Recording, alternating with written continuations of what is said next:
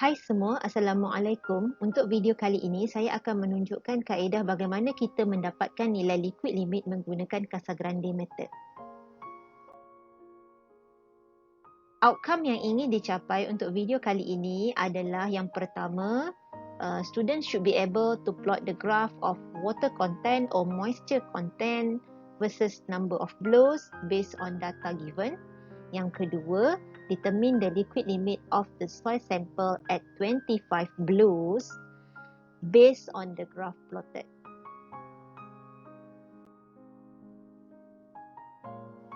Given to you example 3. A liquid limit test was conducted on a soil sample in the Casagrande cup device gave the following result. Okey, ini adalah bentuk soalan dia lah.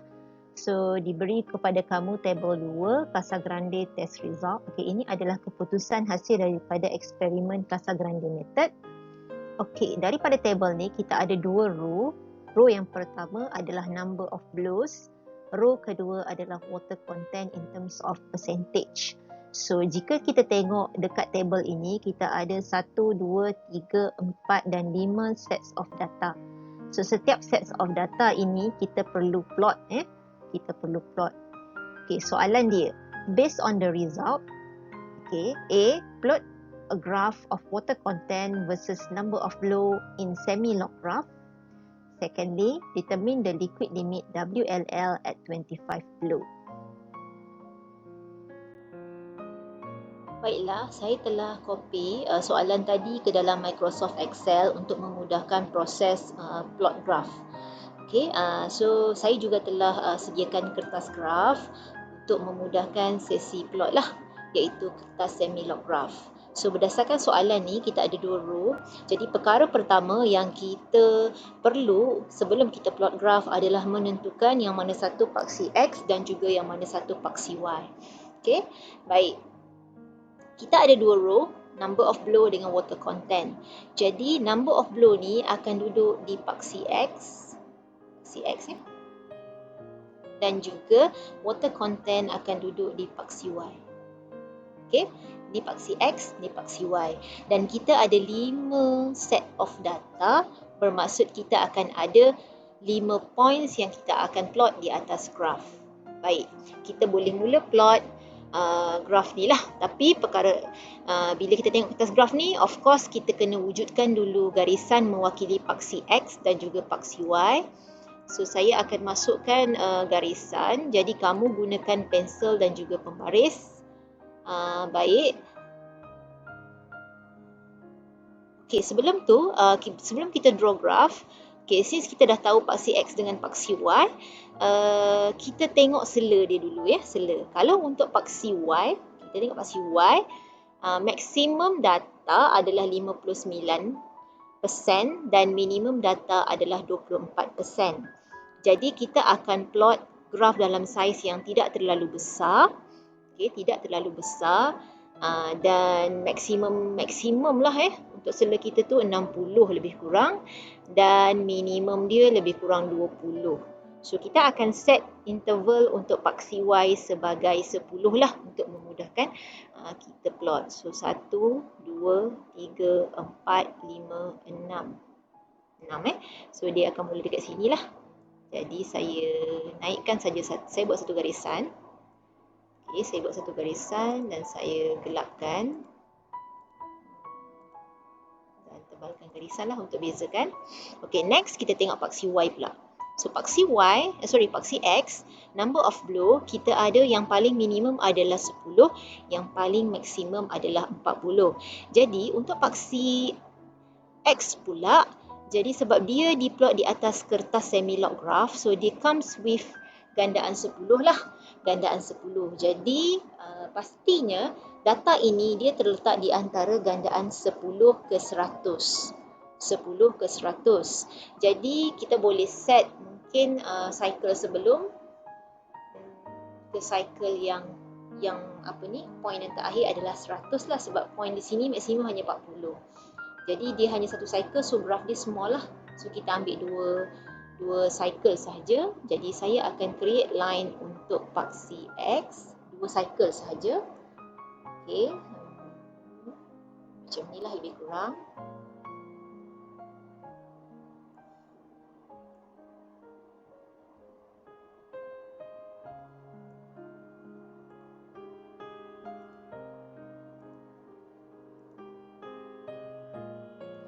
Okey, sekarang kita akan label untuk sela pula. Saya akan buat satu garisan lah untuk mewakili sela.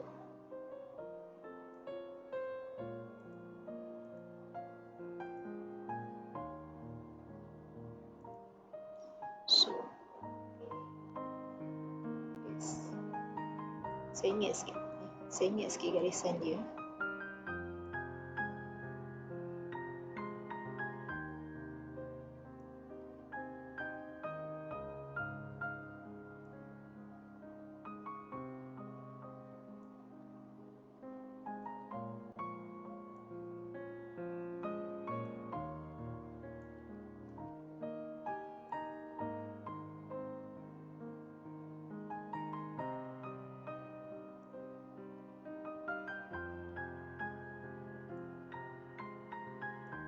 Okey, dan kita mula label.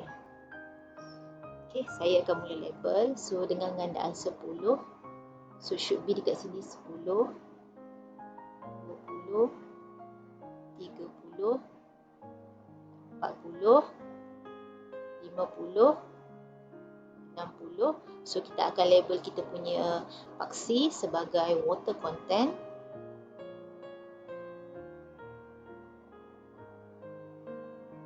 Dan unit dia adalah percentage. Okey, sekarang kita akan create pula sela untuk paksi X ya. Dan kita masukkan garisan mewakili sela lah. So, yang ni ada 2 je.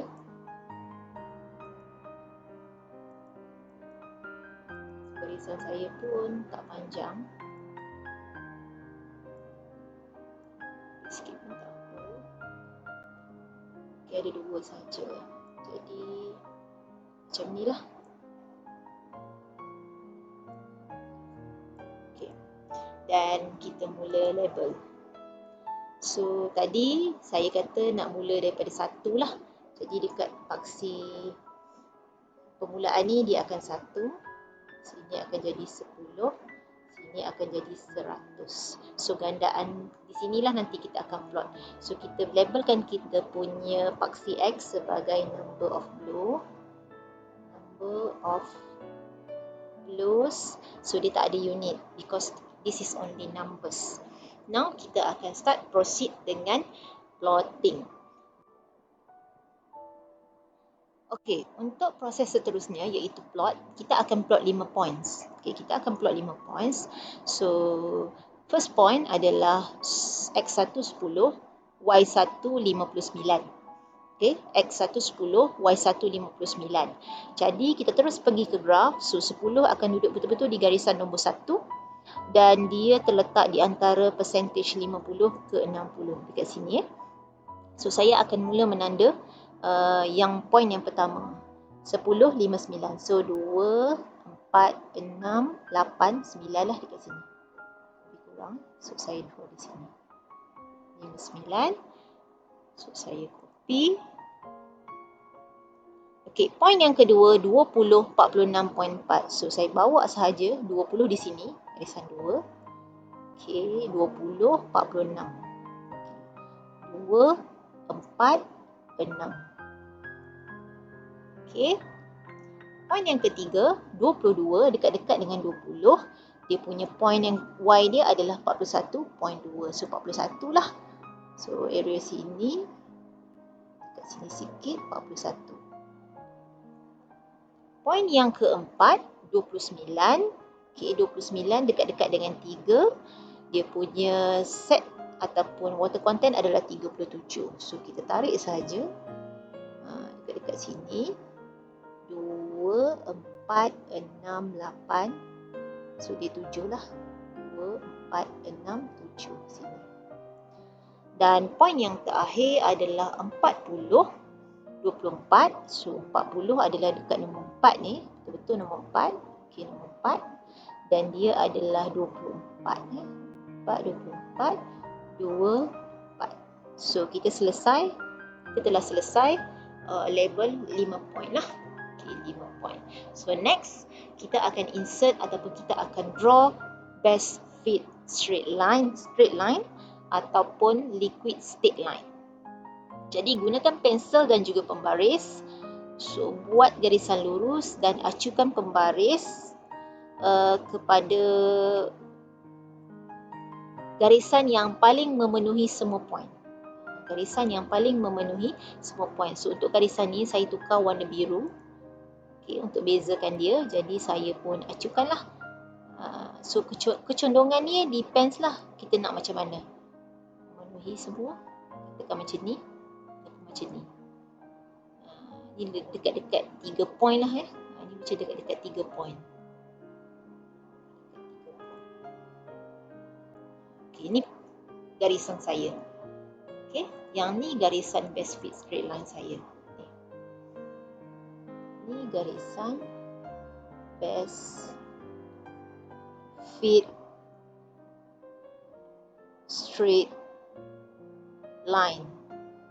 So, dia depends dengan yang draw ataupun yang plot graph lah. So, next, last part adalah menentukan di manakah liquid limit. Okay, di manakah liquid limit untuk sampel ini. Jadi, kita masih menggunakan pensel dan juga pembaris.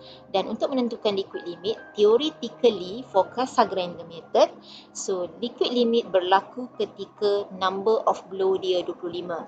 Jadi, kita kena pergi ke garisan ni. Dan saya dah ada tanda di sini 25 tu duduk di antara 2 dengan 3. 2 dengan 3, so ada garisan penengah, itulah 25. So, saya create satu line. So, sampailah line, saya guna garisan lurus lah. Saya create line ataupun garisan lurus sehingga dia bersilang dengan garisan biru ataupun garisan best fit straight line saya. So, di sini saya menggunakan warna merah untuk membezakan intersection tu dengan best fit straight line saya. Okay, so dia dah bersilang. So, kita zoom sedikit. So, kita nampak Okay, ini adalah 25 blow. So, dekat persilangan ni, kita create satu lagi line. Okay, dan kita gunakan line ini untuk kita baca apakah nilai liquid limit tersebut. So, yang ni pun saya pakai warna merah sebab dia adalah satu set. Okay. Baik. Now, daripada garisan ni, boleh pendekkan sikit.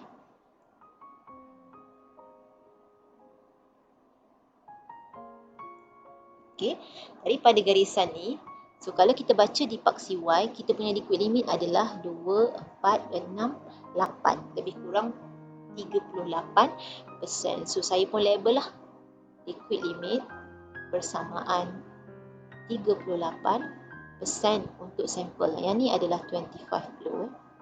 Ini yang kita katakan sebagai 25 blows. So, itu sahaja kaedah untuk menentukan liquid limit menggunakan Casagrande method. Baiklah, itu sahaja untuk video kali ini. So, daripada video ini, kita telah belajar yang pertama, kaedah. Macam mana kita nak mula plot graph hasil daripada Casagrande result, test result. Dan yang kedua, daripada graph yang kita plot, kita dapat menentukan di manakah kedudukan liquid limit untuk soil sample yang terpilih. Itu sahaja. Sekian, terima kasih dan berjumpa lagi untuk video yang seterusnya. Assalamualaikum.